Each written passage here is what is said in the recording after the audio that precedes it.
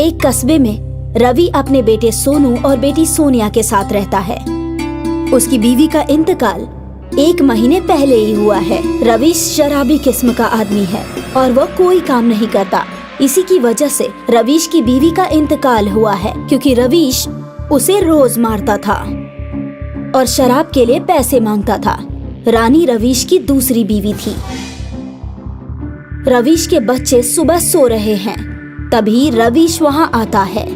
अरे नालायकों, उठ जाओ और पैसे कमा कर ले आओ। अब्बू, हम कहाँ से लाएं? ओए, ज्यादा सयाना मत बनो। मैं तेरा असली बाप नहीं हूँ, सौतेला बाप हूँ, सौतेला। तेरी माँ से दूसरी शादी इसलिए की थी ताकि वो मुझे कमा कर खिला सके। तुम दोनों के माँ बाप तो मर गए और तुम्हें मेरे ऊपर छोड़ गए। मैं कहाँ से लाऊं तुम्हारे लिए खाना? पापा, आप क्या कर रहे हो? हमें कुछ भी समझ में नहीं आ रहा। अब्बू, मुझे स्कूल जाना है। ओए, दोनों भाई बहन जाओ और जाकर पैसे कमा कर लाओ और शाम को पैसे लेकर ही घर लौटना, वरना इस घर से बाहर निकाल दूंगा। अब्बू, हम दोनों पैसे कमा लेंगे, लेकिन हमें घर से बाहर मत निकालिए। अरे ना ना ना सोनिया, तू तो मेरी दौलत की चाबी है। तू तो मुझे रुपया देकर जाएगी, लेकिन शाम को मुझे मेरे पैसे जरूर चाहिए, नहीं तो सोच लेना। रवीश बच्चों को धमकी देकर वापस शराब पीकर सो जाता है। सोनू और सोनिया दोनों काम की तलाश में घूमते रहते हैं, लेकिन उन दोनों को काम नहीं मिलता। अब तक तो उनकी माँ कमा रही थी, तो इसलिए उन्हें बाहर की ज्यादा मालूमात नहीं है। भाईजान, लगता है आज हमें कोई काम नहीं मिलेगा। हाँ सोनिया, काम की तलाश में सुबह से दोपहर हो गई, लेकिन अब तक 1 पैसे का भी काम हासिल नहीं हुआ। भाईजान, अब घर चलते हैं क्योंकि बहुत भूख लगी है। सोनिया, घर पर अम्मी नहीं है जो हमारे लिए खाना बनाएंगी। अम्मी नहीं है तो क्या हुआ, अब्बू तो है ना। तुमने सुबह सुना नहीं उन्होंने क्या कहा था? देख, बहुत मार पड़ेगी अगर बिना पैसे लिए घर गए तो। अरे भाईजान, अब्बू की बात को इतनी संजीदगी से क्यों ले रहे हो? वो शराब के नशे में मजाक कर रहे थे। चलिए, जरूर अब्बू ने हमारे लिए खाना बनाया होगा और हमारा इंतजार कर रहे होंगे। तू तो जानती है ना कि अब तक अब्बू ने हमसे क्यों कुछ नहीं कहा था, क्योंकि अम्मी ने अब तक का राशन और शराब का इंतजाम पहले से ही कर दिया था।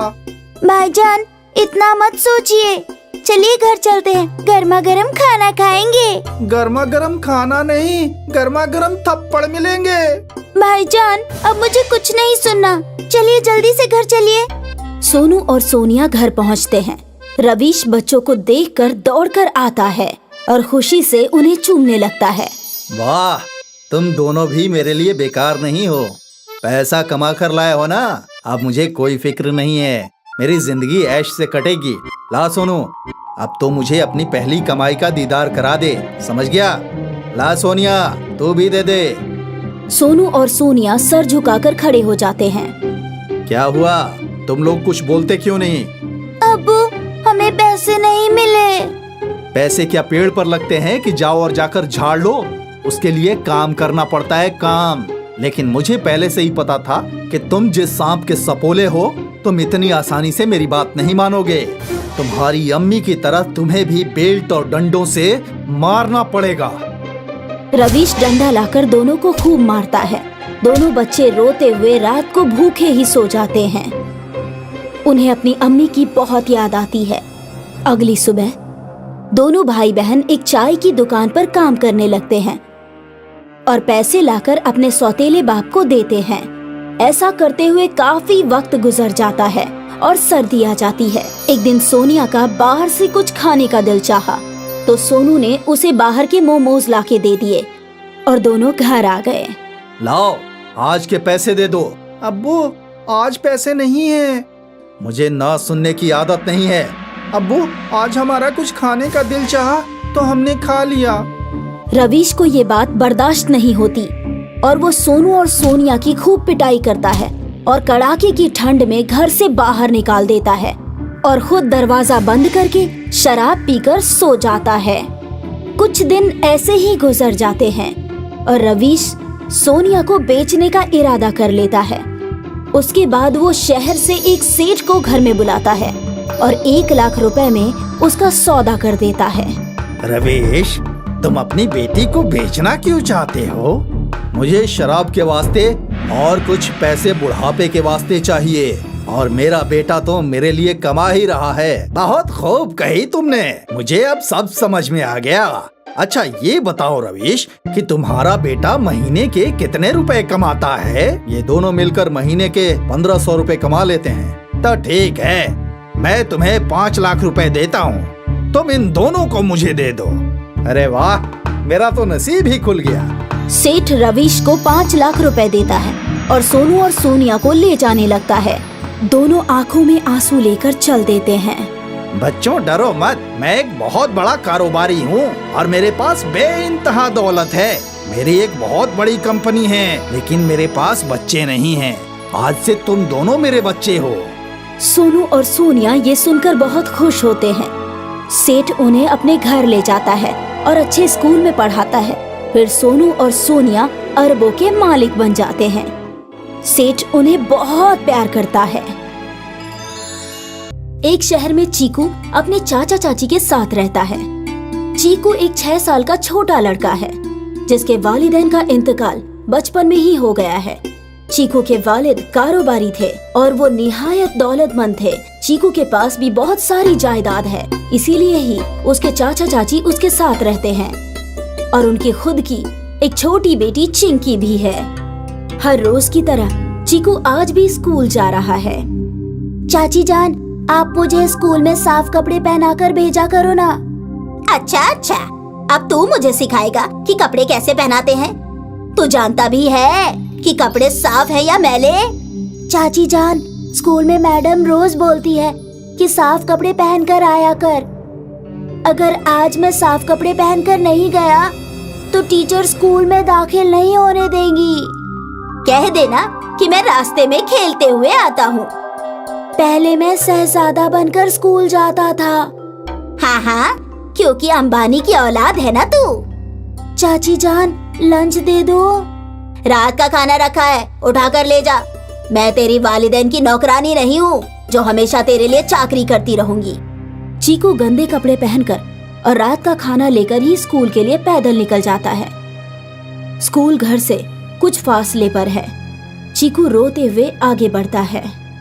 अब मैं स्कूल जाऊंगा तो मैडम मुझे मारेंगी। मेरे कपड़े बेहद मैले हैं और खाना भी बासी है। मैं रास्ते में ही बैठ जाता हूँ।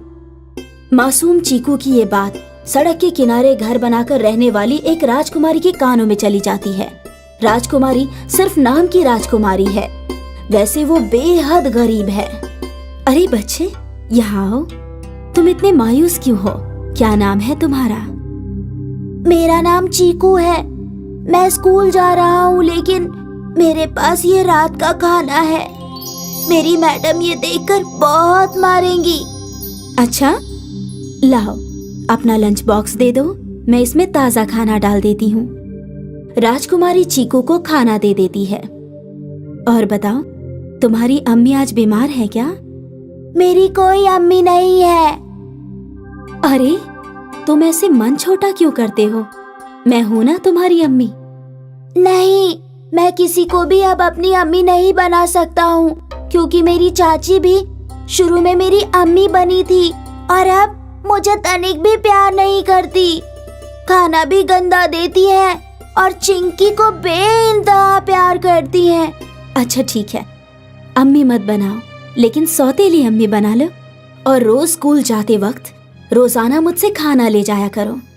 चीकू खुश हो जाता है और आगे बढ़ता है, लेकिन रास्ते में तभी चीकू का ख्याल आता है कि उसकी ड्रेस मैली है और टीचर तो उसे अभी भी मारेगी। हे भगवान, खाना तो सौतेली माँ से मिल गया, लेकिन मैं उनको कपड़े का बताना भूल ही गया। टीचर तो मुझे अभी भी मारेंगी। चीकू फिर से रोने लगता है। उसकी रोने की आवाज सड़क पर ही रहने वाली रजनी के कानों में जाती है। रजनी राजकुमारी की बड़ी बहन है। रजनी अपने घर से बाहर आती है और चीकू उसे सारी बात बताता है। घबरा मत चीकू, तुम भी मेरे बच्चे जैसे हो। मुझे ऐसे मत बोलो, क्योंकि मेरी चाची भी शुरू में यही बोलती थी, लेकिन अब मुझे मारती है। अच्छा बाबा, मैं भी राजकुमारी की तरह तुम्हारी सौतेली अम्मी बन जाती हूँ। फिर तो तुम्हें कोई परेशानी नहीं है ना? नहीं, फिर ठीक है। अच्छा रुको, मैं 10 मिनट में तुम्हारे कपड़े साफ कर देती हूँ और तुम्हारे लिए एक जोड़ी कपड़े और ले आऊंगी और तुम रोजाना आकर साफ कपड़े पहन लिया करना, फिर तुमको मैडम कभी नहीं मारेंगी। चीकू खुशी खुशी खेलता हुआ आगे चलता है, लेकिन तभी उसे ख्याल आता है कि उसके जूते भी पॉलिश नहीं हुए हैं। मेरे जूते भी पॉलिश नहीं हुए।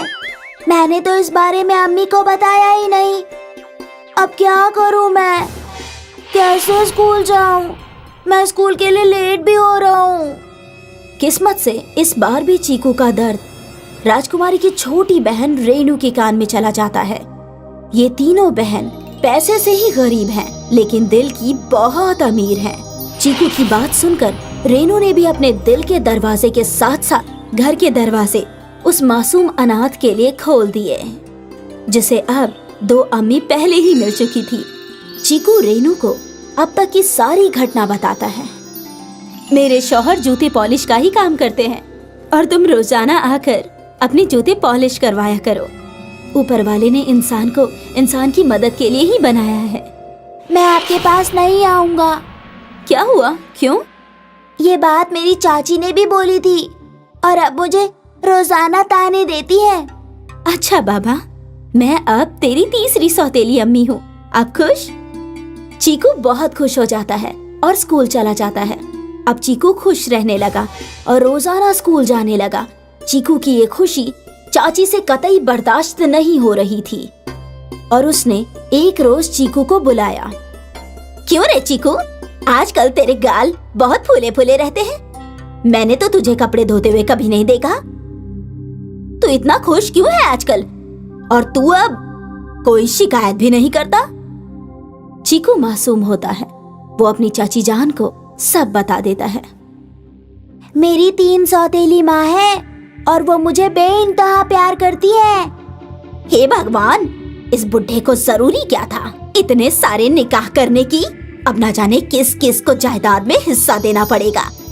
इससे अच्छा तो चीकू का ही घर से बाहर निकलना बंद करा देती हूँ। चाची चीकू को मारती है और उसका बाहर निकलना बंद कर देती है। और जब चीकू 2 रोज तक अपनी सौतेली अम्मी के पास नहीं पहुँचता तो तीनों मिलकर उसे खोजना शुरू कर देती है और चीकू के घर पुलिस लेकर पहुँच जाती है। मेरी तीनों सौतेली अम्मी आप सब आ गई। मुझे इनसे बचा लो। चाची जान बहुत मारती है। ये बहुत बुरी है। बेटा, तुम्हारी तीनों अम्मियों ने हमें सब कुछ बता दिया है। सारी जायदाद पर सिर्फ तुम्हारा हक है। अगर तुम अपनी देखभाल के लिए इन सौतेली अम्मियों को अपने साथ रखना चाहते हो तो रख सकते हो। बाकी नकली लालची चाचा और चाची को गिरफ्तार करके मैं हवालात ले जा रहा हूँ। पुलिस चीकू के चाचा चाची को लेकर जाती है और चीकू के पास उसकी तीनों सौतेली अम्मी छोड़कर जाती है। चीकू अब खुशी खुशी रहता है और अच्छे कपड़े पहनता है और खूब अच्छा अच्छा खाना खाता है।